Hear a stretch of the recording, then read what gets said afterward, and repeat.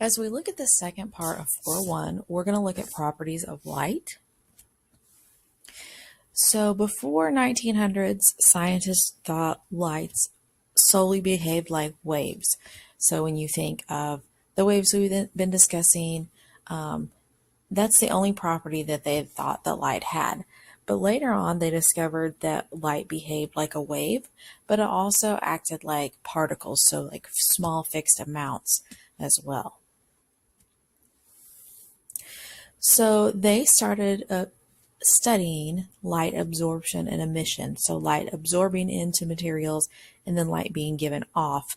And this helped them study the atom. And ultimately, we're looking at the structure of the atom and how they determine that using light.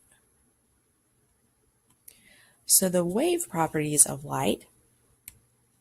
So what we're looking at here is called the photoelectric effect.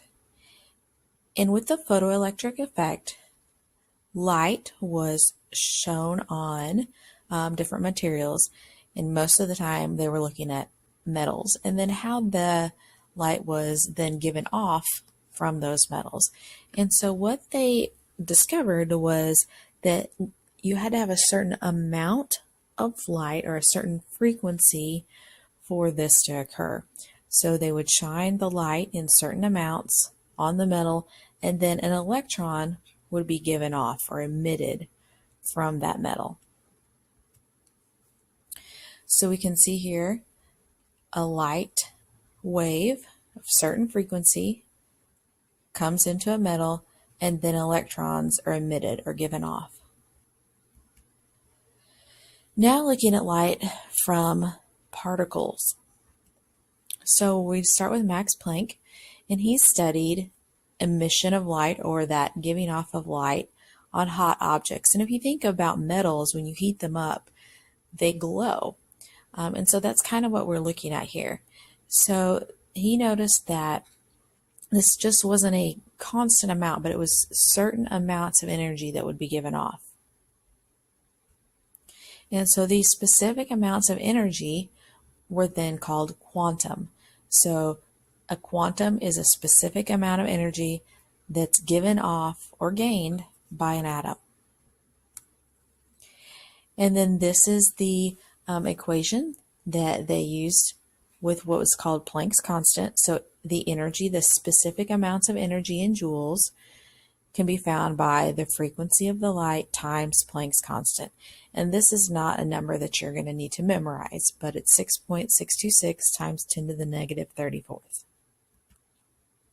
So now tying those properties of waves together, of light, so looking at waves and particles. So if we kind of look at it like this, we've got waves, but it's also only going to be in specific amounts. So this was one of Albert Einstein's biggest investigations, biggest discoveries. So he was working with Planck around the 1900s, and they were having this discussion about, okay, so we can see the waves, but there's also these particle-like properties.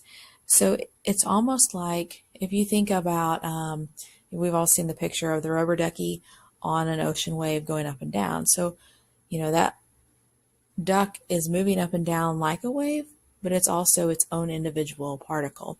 So these specific amounts behaving in wave-like patterns. So we're looking at what's called a photon. So this is a particle of that electromagnetic radiation that we looked at earlier. It's carrying this energy, this specific amount of energy. And so those are being absorbed by atoms, and then they're also being given off. So we can get those photons, those specific amounts of energy, again, by looking at the Planck's constant and the velocity.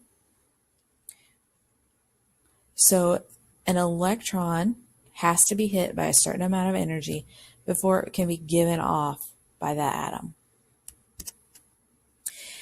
Here we're going to look at what's called the hydrogen atom line emission spectrum.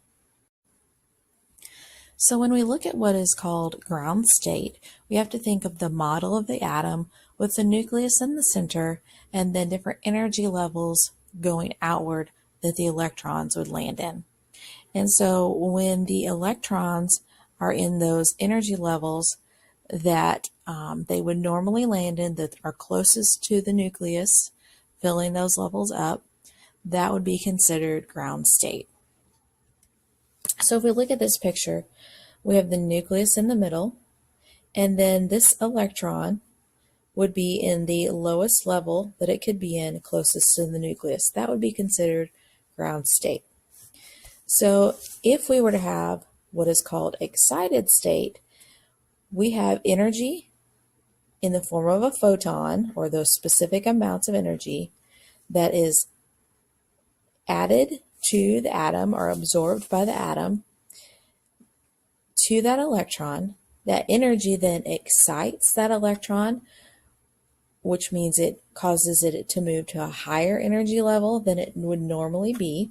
So it's moved from its ground state to this excited state because it has more energy. So ground state is when it's at its normal level.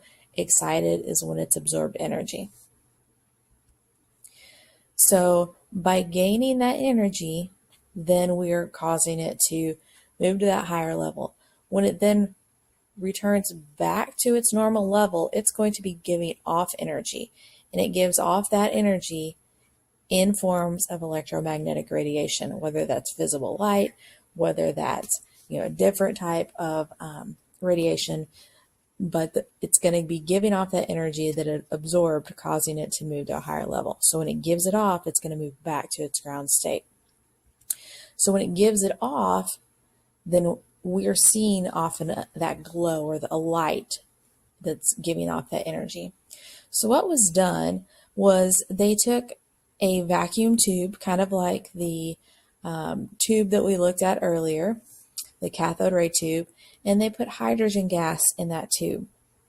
When they excited those electrons, those hydrogen atom electrons, and then they were allowed to return to their ground state, they noticed that that hydrogen gas glowed pink. Then they took that gas and took the light, that pink light, and they shined that through a prism, just like we looked at with the white light turning into a rainbow. But instead of giving off a rainbow, it only gave off certain colors, which is called a line emission spectrum. So here's that gas chamber with the hydrogen gas. The light that was given off, that pink light, shined through a prism, and instead of giving off a full rainbow, it only gave off certain colors. So we can kind of see a red, green, and some purplish colors. So here they measured the wavelength of those lights that were given off. And so they were able to identify this as the line spectrum for hydrogen. So hydrogen gas will only give off certain colors. Then they did this for other gases, and they were able to identify that each different element is going to give off a different spectrum particular to that or specific to that element. So this was called the line emission spectrum. So it's basically like its own personal rainbow. So here we can see several different samples. Sodium only gives off some slight greenish and some yellows and some orange. Hydrogen gives off some blue, green, and a little bit of an orangish color. We've got calcium gives off a lot more. So as you can see, different elements are going to give off different spectrums depending on the gas that they are producing, or the light that they're producing from that gas. And so by doing this, this is one way that scientists can identify the types of gases that are made in stars. They can use this light to identify what elements are making up different stars. So the continuous spectrum is just that full spectrum of radiation, or if you think about the visible light, the whole rainbow that we can see. So the quantum theory is something that you might have heard of before, thinking about quantum physics or quantum mechanics. To simplify it, we're looking at the location of electrons inside of an atom, and we're mapping those with numbers. Just like if you were looking for a location on a map, you might be given the latitude and longitude numbers. Here you're going to be given what are called quantum numbers to locate electrons inside of an atom. So with the Bohr model of the hydrogen atom being the simplest atom, you're going to be using those quantum numbers to identify where electrons would be around the nucleus. And typically before, we've thought this was like a sphere-like area, but with the Bohr model, we've learned that it's not always just a sphere-like area, and it's not an orbit like a planet would orbit around the sun, but these are more like areas where electrons are most likely to be located.